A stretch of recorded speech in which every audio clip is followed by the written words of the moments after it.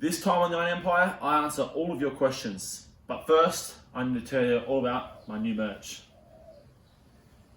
Hurst.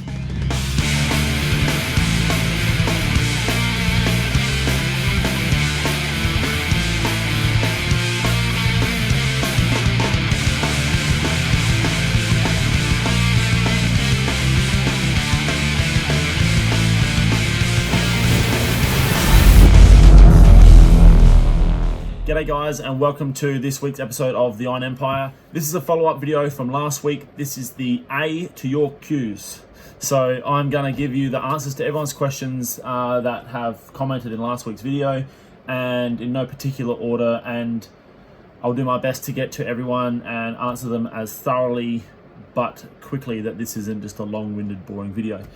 But firstly, I have to address my new merch. I'm so pumped. I've been working on this for a while now, and it's all come through literally today. So first of all is my new Hurst shifter logos. I wanted to do a Hurst shifter tribute t-shirt with the Iron Empire because I'm a huge Hurst fan. There's so many muscle cars that come out in the 60s and 70s that had like factory Hurst shifters in them. I had an Indy shifter in my XY, and I've got a shifter going in, can't remember the model, but it's a Hurst shifter going in my F100 as well. And not to mention, it's just a freaking cool logo. So I've done a tribute to them, obviously a pocket print on the front and the big print on the back. They're available on the online store and also ready for the cooler months. Even though we're still in summer at the moment, I had to get onto these garments while they were available, is the flannies. So whoever's into flannelette shirts, jump onto the store, grab one of these. They're a really nice fit. I actually wear a medium. I'm like 6 foot tall. I weigh about 96 kegs, and a medium fits me really well. Usually I'm a large, so they are sort of slightly larger. And on the back, I've got the Iron Empire in a stencils print. They come in 3 colors. We've got blue, red, and green. So I'm super stoked on these. I'm always looking for long sleeve shirts for when I'm working on the car, when I'm welding, and obviously when I'm sometimes on days that aren't too hot to keep me covered up from the sun so I don't get burnt. So jump onto the store, check them out, and everyone's support is always hugely appreciated. This is what's driving this channel at the moment, so thanks to all that. Now, we're going to get into these questions. I had a huge response from everyone, and I'm going to do my best to attend to all of those. So Ant R711 asked how much my shed build costs. So basically, the shed that I've got up in my block of land up in the Adelaide Hills, all the materials, I built the shed myself. I had some help from some friends. Thank you guys who helped me.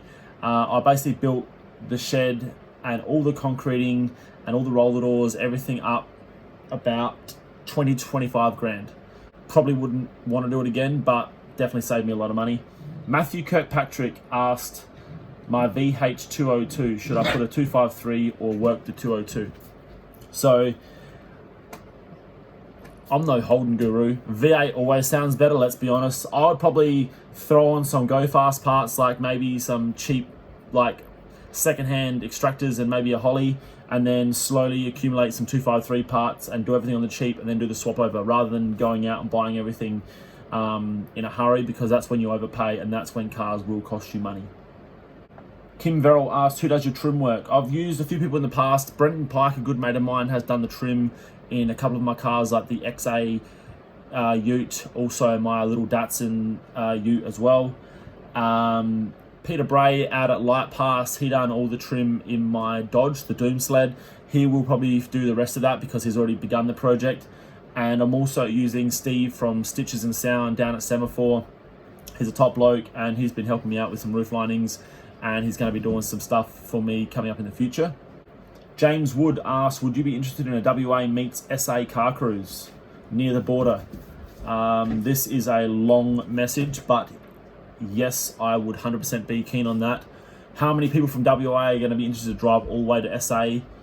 I don't know, but I do love that side of our coast. All the beaches along there are freaking awesome, and I do want to get out and do more road trips around our awesome countries. So yeah, very keen on that. Maybe something we could look forward to in the future. Lock257 asked if I am in profit with cars. Yes, I'm in profit with cars. I do buy and sell a lot of cars, as you would have seen on the channel, and I have done for many years. Generally, I buy all the cars that I really love because I'm never going to be able to keep them all or afford to keep them all. So if I buy them, build them up, have some fun with them, and then move them on, if you do it right, you can make some money along the way. At this point, I think I really need to address the elephant in the room. You may have heard some noise in the background. I've got to show you. Judge, come here. Come on, Pooch. Oh, big boy. This is Judge. He is my new best mate, and I've been waiting for him for months. He's obviously a Rottweiler. He is 8 weeks old, and yeah.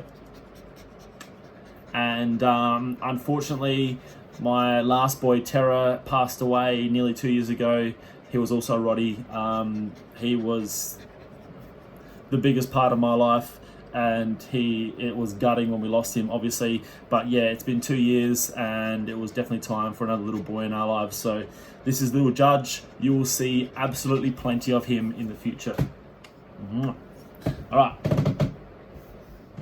Louis Katz asked if my farm is loaded, where my farm is located, and if my Valiant is a factory V8. No, my VG is not a factory V8. I actually done the conversion before I done this channel, but if you research back, you'll see my video. I explained that I done the swap from a 245 Hemi into the VG. My farm is, my future home is up in the Adelaide Hills in a place called Forreston. Taj Gill, I think I said that wrong, asked if I could go through a history of all my cars. Yes, I could. This won't be the video for it, but that is a good idea, and I would like to do that in the future. Go through some old videos and some photos and try and find a little bit of history on some of the vehicles that I've had. That Rover needs red walls. That's thanks to Chiller. Yeah, I bought a new mower during the week, and it is due for some red wall tires. That would look cool. Jason Mia asked if I'll be hanging on to the Holden now that they're getting harder to find, and would I do a Tirana LJ. Unlikely to do an LJ. I don't particularly like the earlier Tiranas. I prefer the later model Tiranas, and yes, you will see one of those on the channel in the future. I probably still won't be hanging on to the Holden. I know they're getting harder to find, but let's be honest, it's Australia. There's plenty of Holdens around. James Solidary asked, would you consider doing a car meetup? Yes, I would definitely consider that, and something that I want to look forward to in the future. Big Charlie Dixon from Driving Dixon also was looking at doing something, so whether it's before or collaborated with him or after that, I'm not sure, but definitely on the cards. Aidan Rickard asks, I understand you are part of a heavy metal band. I would like to know a bit about that if you were a part of one. Really into heavy metal myself. Awesome. I was actually in a few bands growing up. In high school, I was right into punk and hardcore music. I've done a punk band in high school, and then went on to make a hardcore band. From there, I was basically in 3 hardcore bands. We were never anything great. We always played local gigs. We travelled to Sydney once. In the early days, the Australian hardcore punk and metal scene was awesome. It was huge, and it was probably the biggest part of my life up until I was about 25. Although I was always into cars as well, I lived and breathed local music. And yeah, some of the early days, I got the opportunity to play with some really awesome bands, like, you know, local Australian hardcore bands like Her Nightmare, Carpathian, I Could the Prom Queen, Parkway Drive, bands like that when we were up and coming. Unfortunately, keeping bands together is a very tricky thing, so I've given that away in later days, but yeah, still listen to a lot of that music. And obviously you'll notice that in all my videos, I try and use all the music that I like, and I try to pick all the most tasteful, unoffensive stuff that people will hopefully not despise too much. So if you do like the music, I'm glad you do. Sean Hill asked, I would like to know who sparked your interest in cars. My dad was always into cars. He was a taxi driver, so he owned and drove his own taxi, which in those days was an XE Falcon. Went on to have an XF.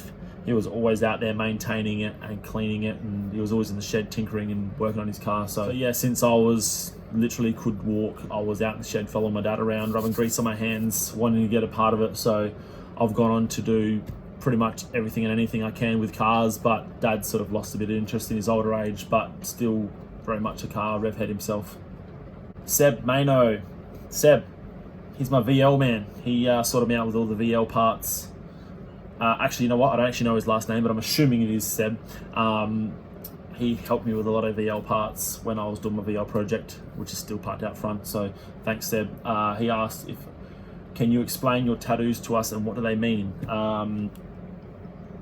To be honest, there's probably a bit too much to explain, but pretty much this arm is pretty much a bag of mixed lollies. I've had this probably for coming on 20 years now. Yes, the most important ones to me Adelaide 618 on my arm there. Dave Contempt, one of my favourite Adelaide bands. The Atari is a pop punk band I grew up listening to.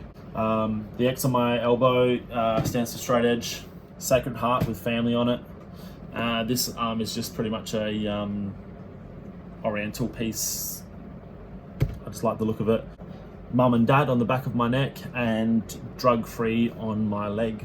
So yeah, I'm pretty much done with also, I've got an unfinished ship on my ribs because it hurt too much and it's been unfinished for probably 20 years. Kenny's Garage asked when the XB will be finished. Are you going to GT it or standard? This car was originally a factory GS, so it is going back to that 302 4-speed. That's how I'm going to build the car back to standard specs, and it will hopefully be finished this year. Matt Crick asked what YouTube channels I watch. To be honest with you, I don't watch a ton of YouTube aside from obviously my friends' channels. I'm just honestly so busy recording all of this and editing and uploading and all that sort of stuff. And if I'm not doing that, I'm literally working on the cars. So not huge on YouTube, but obviously do appreciate that this is like an absolutely huge thing now. And let's be honest, it is way better than all your dramatized shows that you see on TV. The mind is a terrible thing to taste. Okay. How the hell do you manage to afford so many awesome, not cheap cars? Were you lucky with the good buys back in the day or just born rich? I am definitely not born rich. We come from a very middle-class family in a middle-class area. I guess to start with, I do most of the things that I can on my own cars. I don't outsource much, so I save money there. Most of my cars, I did start with cheap cars. They all were, and I do like cheap cars. All my cars are probably worth $5,000 or less, exception of a few obviously. And yeah, I've sort of bought them and built them up into something worthwhile, and then moved them on at a later stage and made a little bit of money along the way. So I've obviously progressed into a few of the more expensive cars like the XY. Generally speaking, it took a long while to get there through other cars. And I guess I don't really waste my money. I don't spend money on much else. I sort of, all my money sort of goes back into these investments. And yeah, on top of that, I don't drink or smoke, which obviously saves a hell of a lot of money as well. Connor Berry asked, hey dude, what is the plan with your block? Are you going to live in there or is it going to be a car sanctuary? No, it won't be just a car sanctuary. This will be my home eventually. Awesome spot, and that's where I want to be my forever home. How many projects do you have on the go, and how many would you consider finished? That was asked by just me again. Projects on the go are pretty much everything I own except for probably my Datsun. That only needs maintenance. Everything else pretty much is still an unfinished project, to be honest with you. Will F asks, what are your top 10 dream cars? That is a ridiculous question. How could anyone possibly pick just 10? I'll give you maybe 3. So the first one is my own Dune sled, finished. 2 is a Di Tommaso Pantera. If you don't know what that is, Google it. And 3, it's already too hard. Let's be honest, I want one of everything. Nathan F75 asks, what software do you use to edit your videos? I do literally everything on this channel on my phone. It's recording right now. I record it, I edit it, I upload it, and I comment back on it. Literally everything is that. The only thing I don't do is my thumbnails. I do on Photoshop on the computer. Owen Shaw asks, what are your plans and goals with your YouTube channel in the future? That's a good question. I don't really know. I just want it to progress the way it's going. I think that all of you guys that are watching this now are genuine followers and genuine supporters of mine, which I'm like unbelievably grateful for. I'm literally just filming all the things that I would be doing anyway. So I guess I'll just continue doing that, and along with just putting out my merch like I've been trying to push. You guys have been supporting me massively with that, so I just want to keep putting out really good quality merch, putting out, obviously, as I progress, hopefully I can get some really cool projects happening, and in the future, as suggested before, maybe some meets or some cruises or something along the lines of that. McLovin, how long have you been straight edge for? I have been straight edge for I've been straight edge since 2003, since I was 17, which I guess, I can't do maths, let's be honest, 18 years, something like that. That's how long I've been on the edge. Tough V8s asked, are those Dunlop KT26s you're wearing? Yes, they are. Where do you get them? I haven't seen a pair since 1986. Big W still sell KT26s in a variety of colours for a low cost of $39. If someone from Dunlop is watching, I think that you might need to sponsor me. I need copious amounts of KT26s, and maybe they need to do some sort of Iron Empire KT26 merch run. That could be something for the future. Keith Bray, what's the history on the VG hardtop? It is on my Valiant Revival video. You'll see a bit of history on that VG. And apologies, I haven't had any updates on that for a while. There are a few things in the works, but I'll get to it eventually. Robbo asks, do I have a full-time job and what is it? So yeah, my full-time job is Adelaide White Wool Tyres. That's what I do for a living. I drive around a mobile service and paint white wool tyres or red wool tyres on people's tyres. That's what I do for a living. Justin Gillard said KT26 is a mad shoes. Yes, that's not a question, but you're right. Ruben asks, can we see more Harley content? Well, to be honest with you, the last video or two I actually posted of Harleys didn't really get much of a response. Not many people watched it. So I like Harleys and I am likely to do something in the future, but it's not a huge hit. But yeah, I still do have a Sportster, and I also have a little Yamaha XV250 which I want to do some modifications to, so I will do some motorbike videos in the future for sure. Mr. Caps 1971 asked if I plan on doing any more Just the Tip videos. I actually done one 2 weeks ago, I reckon. So yeah, I do plan on doing some more of those, but the problem is I need tips and I'm not that smart. So when I get some tips, you guys will know about it. John Garrigan asked, can you do a review on Crafter's Boat and more importantly, Best Adelaide Hardcore Band and why? First half of that question is no, and Best Adelaide Hardcore Band, there isn't one, there's two. It's Day of Contempt and Embodiment 1214. Skid asks, what do you do for a day job and how do you fit that in with cars and keeping fit? Well, I'm not fit. So yeah, my day job, I've already mentioned that. I only do that part-time. The rest is spent working on investment vehicles. And keeping fit, I'm not fit. V Auto Refinishing asks, is there a car I regret selling the most? And what is your favorite car to drive that you own? Okay, the car I regret selling the most, or the only car I actually do regret selling, is my first car, which is my Ford LTD, which I did a video on recently. This is how I ended up with the new LTD that I've recently purchased. My favorite car to drive is the NL Ford Fairlane. That was my dad's car. I've always loved it. It's got an awesome feel when it's driving, nice exhaust note. So yeah, that is definitely my favorite car to actually drive. And this will be the last question, and it's probably the most fitting one. Luke Clark asked, he loves cars but hates working on them because they give him the shits in the end. I'm much the same.